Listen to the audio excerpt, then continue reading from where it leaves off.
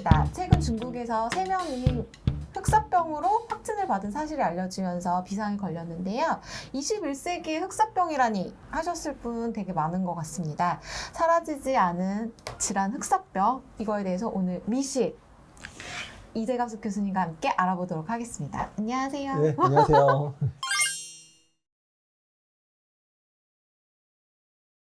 중국에서 최근에 흑사병이 발병했다는 소식이 한국에 퍼지면서 막 흑사병 관련 주가가 올라가기도 하고 그렇구나. 되게 사람들이 한국까지 퍼지면 어떡하지? 걱정도 많이 하셨는데요. 흑사병은 대체 무슨 병입니까?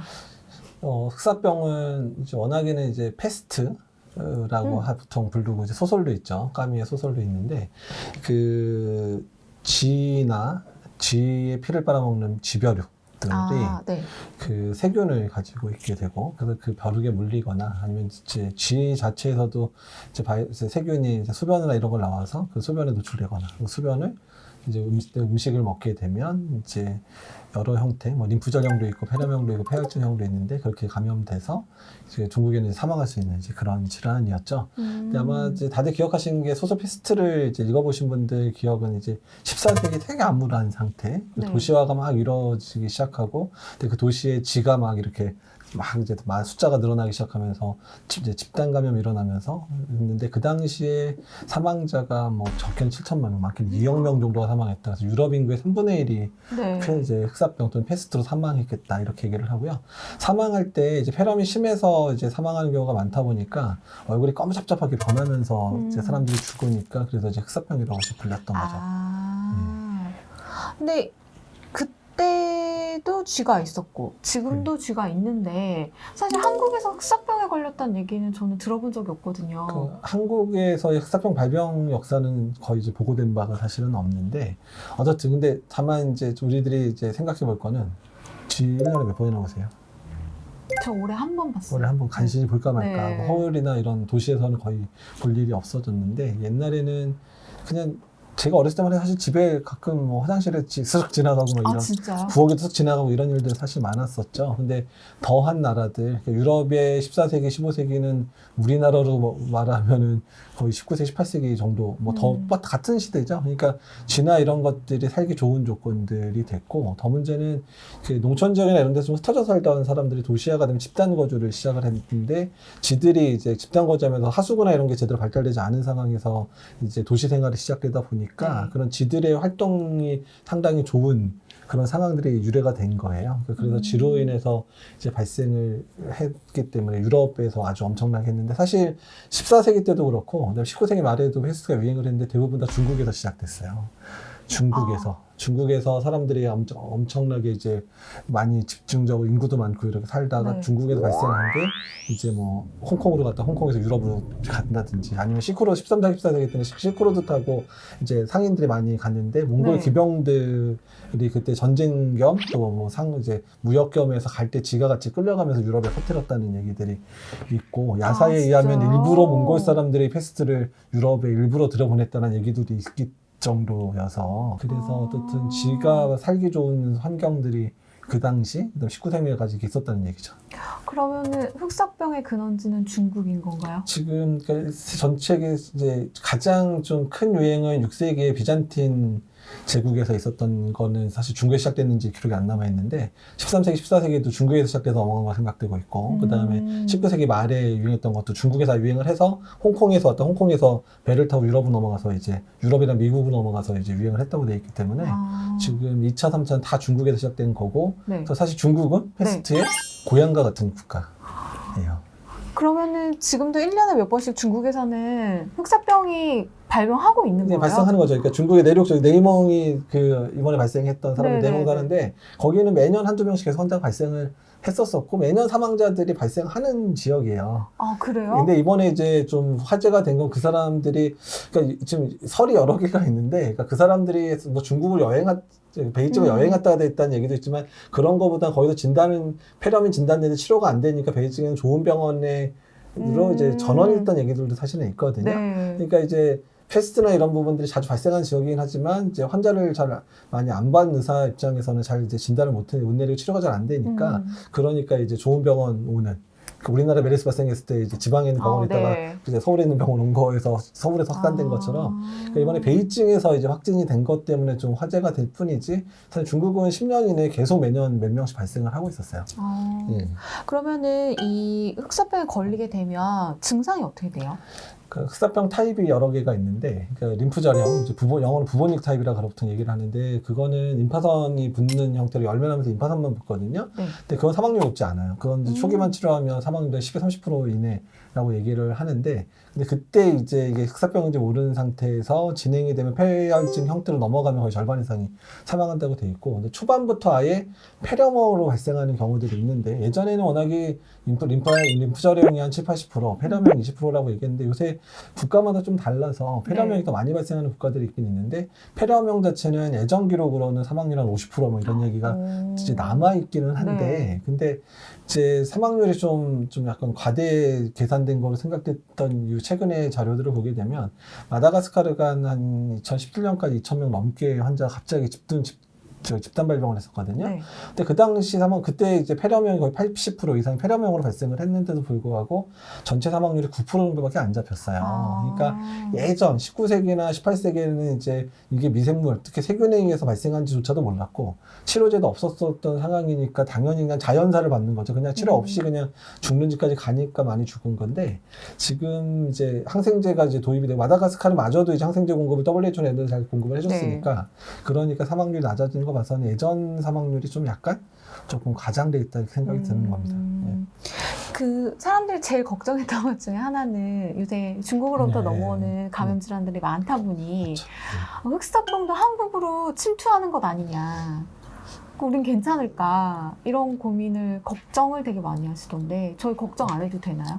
지금 중국에 돌아가는 상황들을 보게 되면 중국에서 추가 환자가 만약에 생겼었으면 저희가 이제 조금 확산되려나 이런 걱정을 할 텐데 지금 추가 환자가 없는 거고 사실 세 번째 환자 같은 경우는 이 두 환자에 노출된 환자가 아니라 그냥 내명 지역에서 자생적으로 발생했던 그냥 환자거든요. 워낙에 많이 발생을 하니까 그래서 이제 그다음에 세 번째 환자는 워낙에 또 림프절형 전파 안 시키는 사람이었고 처음 2명 진단된 사람이 다 폐렴형이었죠. 그래서 이게 전파가 가능한 상태로 이제 돼 있기는 한데 다행히 노출자에서 좀 발병을 안 한 거 봐서는 그 베이징 내에서 확산될 가능성이 많이 떨어진다라는 거고 그렇다면 베이징에서 확산도 안 됐는데 우리나라에 들어올 리는 거의 없다고 봐야 되는 거죠. 흑사병, 그러니까 패스트 같은 경우에는 지금 폐렴형은 전염이 되고 림프절형은 전염이 안 된다고 하셨는데 그럼 이게 전파 경로가 어떻게 되는 거예요? 전파 경로는 이제 비말. 우리가 보통 인플루엔자 전파되는 걸 비말이라고 하잖아요. 네. 저하고 가까이 앉으셨으니까.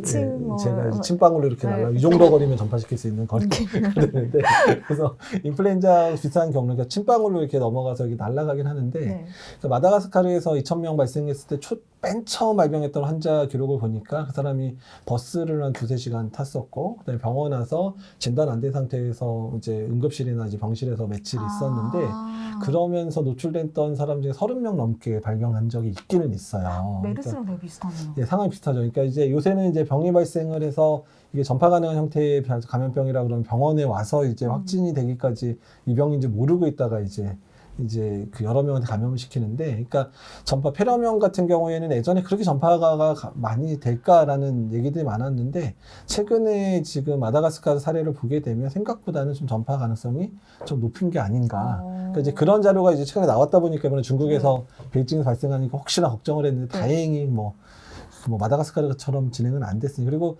의료 상황이 사실 베이징 안하고 마다가스카르 완전히 차원이 다른 상황이고 중국이 이제 뭐 의료 시설이나 이런 부분들이 최근에 되게 많이 좋아진 상황이고 의사들도 많고 약제나 이런 또 특히 역학조사라든지 공공보건과 관련된 부분에서는 엄청나게 신경을 많이 쓰고 있어서 예전과는 좀 다른 것 같아요. 해외여행을 갔는데 만약 숙소에서 쥐를 발견했다던가 이러면은 혹시 흑사병에 걸릴 수 있지 않을까 이러고. 근데 생각보다 발병하는 국가들이 꽤 있어요.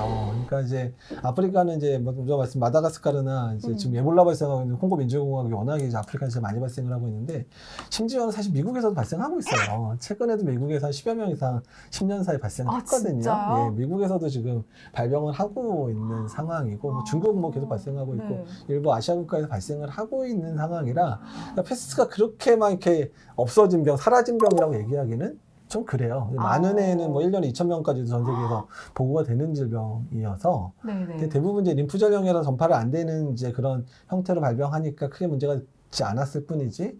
근데 다만 이제 폐렴형으로 발생했던 마다가스카르 사례 같은 사례가 사실은 만약에 이제 그런 이제 대도시나 이런 데 발생하면 이제 집단 발병 사례가 있을 수도 있다는 거예요. 네.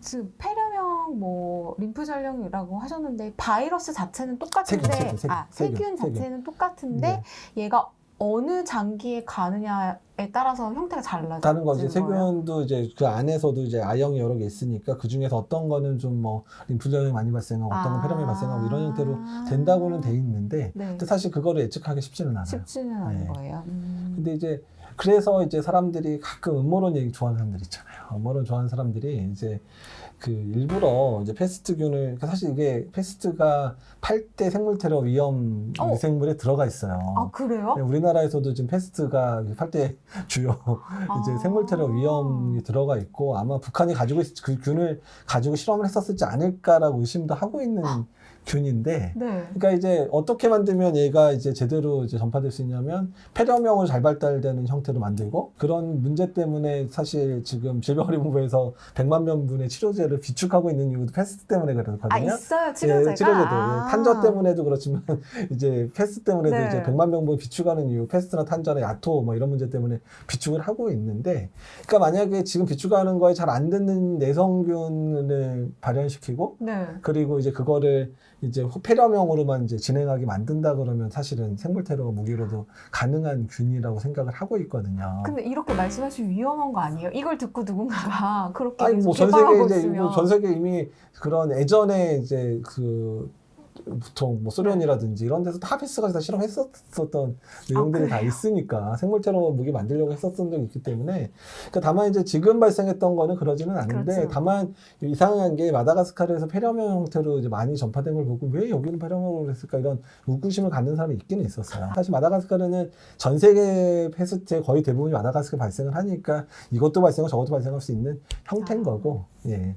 아까 치료제 얘기하셨는데 그러면은 만약에 내가 패스트에 걸렸다 그랬을 때 치료제? 그러니까 항생제를 맞아야 항생제로 하게 되는 건가요? 되고요. 이제 증상이 심한 경우는 주사제인데, 이제 우리나라에서 예전에 아주 많이 썼던, 요새 이제 많이 안 쓰지만 아미노글라이코사이드 계열의 주사제들이 다 치료제에 해당되고요. 그 외에도 뭐 독시사이클린이나 시프로플록사신 이런 게 다 치료가 다 가능하다고 되어 지금 있어요. 현재도 쓰이고 있는 많이 쓰는 항생제들이네요. 약들이죠. 많이 쓰는 약들이니까 다 가능하죠. 그렇군. 혹시 해외 여행 갔을 때 네. 만에 하나 네. 패스트가 걱정이 된다면 뭐 예방하는 방법이라든지 이런 거가 있어 알려주세요. 위험 지역을 안 가는 게 최선의 방법이죠. 마다가스카르 가지 마라. 마다가스카르, 그다음에 미국의 일부 지역, 일부 지역. 그다음에 중국의 일부 지역. 근데 사실 그 지역들이 그렇게 한국 사람들이 많이 가는 지역들은 다행히 아니에요. 아니어서 크게 문제는 안 된다는, 다행이라고 생각이 듭니다. 미국의 일부 지역은 어디예요? 뉴욕? 그러니까 제가 지도를 봤었을 때 이렇게 약간 내륙 지역 쪽에 대부분 중국 쪽으로 그런데, 제가 지금 그 미국 지리에 약해서 지도를 봤는데 지도를 보게 되면 이쯤 중부 쪽에 일부 중부에서 왼쪽에 그쪽에서 주로. 몬태나, 아이오와 뭐 그러니까 제가 그 주 이름을 몰라가지고 얘기하는데 그쪽이 좀 많아요. 아니 전 세계를 돌아다니시는데 지리를 모르죠. 좋은 나라는 아니 안 가봐가지고 못 사는 나라도 잘 알아요. 뭐 콩고 민주공화국을 얘기하시면 제가 다 지리를 얘기해 줄 수 있는데. 그러니까 흑사병은 원래 잘 발생하고 있는 병이고 중국에서도 매년 중국 뭐 미국 일부 지역 이런 데서도 매년 발생하는 거고, 또 어마어마하게 막 이렇게 퍼질 수 있는 그런 가능성은 매우 낮다. 네. 한국에 들어온다 하더라도 널리 전파될 가능성은 낮고, 만약에 내가 걸린다 하더라도 항생제 치료를 받으면 뭐 충분히 나을 수 있다. 뭐 이렇게 생각하면 될까요? 네, 다만 이제 조기 치료를 받지 않으면 사망률이 올라가는 병이기 때문에 네. 빨리 이제 의심이 되는 상황에 빨리 진단받고 빨리 약을 써야 되는 그 부분을 놓치시면 안 되긴 합니다.